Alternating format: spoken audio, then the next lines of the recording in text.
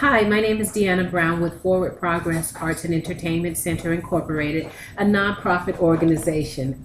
Thank you so much for having me today. Hi, thank you, DeAnna, for joining us. So we're here just to ask you a couple of questions about your job and how persuasion plays a role. So the first question would be, what role does persuasion play in your everyday dealings within your job? Well, as a producer and founder of Forward Progress, it is very important to persuade our potential supporters and sponsors to help us to help the young people that we serve in our community by sponsoring different equipment, holding different events. So we have to persuade them to come on board and be about the children in our community. That's awesome. Our next question would be, have you had any formal training or classes in persuasion? No, I have not. Okay, so how do you decide on a target or like what people or companies to pursue in your persuasion? Well, we decide that based upon our industry. So we're in the arts and entertainment industry. So we would pursue a company like Best Buy or a company like Walmart for equipment and services rather than to go to some place like Toys R Us. Okay, that makes sense. So if, for example, like you said, Walmart, what would be one of your persuasive strategies that you would use to get them to come on board? Well, for Walmart, one of the persuasive strategies that we would use is that they have a lot of money invested in their I can't think of the name what they use where people are stealing. Mm-hmm. And what we would use is for young people to be passionate about what they're doing. It helps them not want to get in trouble.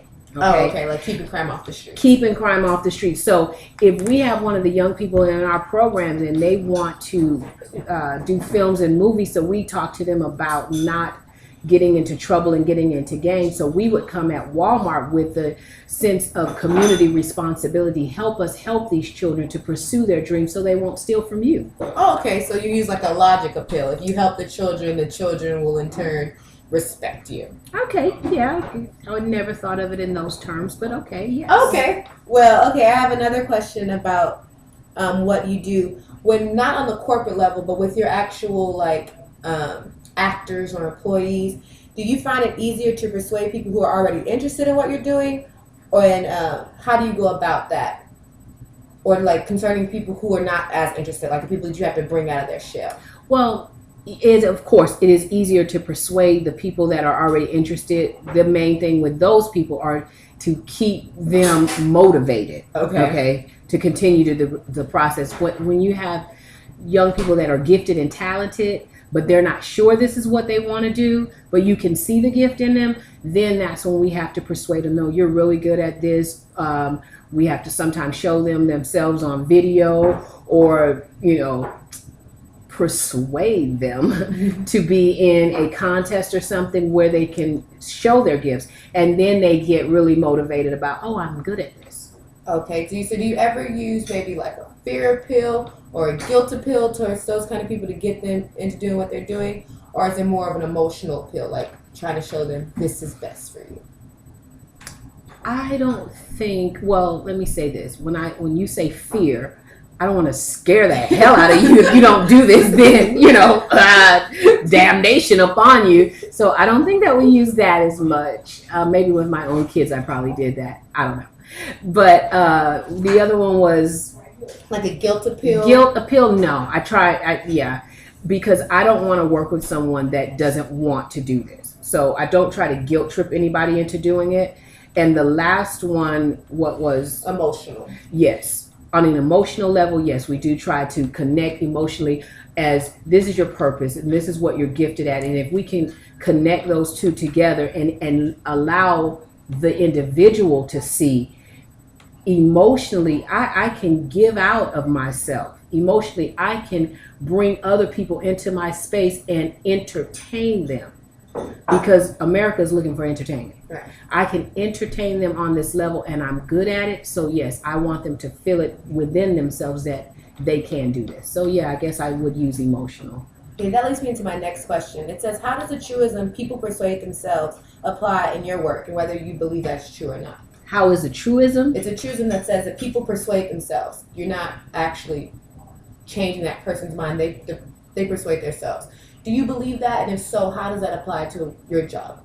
I believe that to a certain degree because I don't think that young people would be drawn to me if they weren't interested in the arts and entertainment industry, which this is what we represent. I don't believe that they will be drawn to that.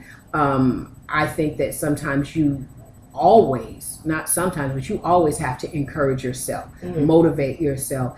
And so when you persuade yourself that this is what I want to do, then I believe that God will bring to you the resources, the people necessary to get you to the place you need to be. Yeah, that brings me to my final question. Like, do you consider yourself to be a likable person? And if so, how does that help or hurt your career? Oh, yes. I am very likable. I took a likability test. No, I just, but I did. And it helps my career because I am true to who I am. I do my very best to be authentic at all times. And I think that shines through. And the artists that I work with, they can see the same thing. Oh, this is something you wanted to do. This is something that you're doing. And as a dreamer, when you follow your dreams, you automatically allow other people to follow theirs. You know, it incites that in other people. So I think that it works for my career in the entertainment industry. That's awesome. Thank you so much for your time, DeAnna. Well, thank you for having me, Jade.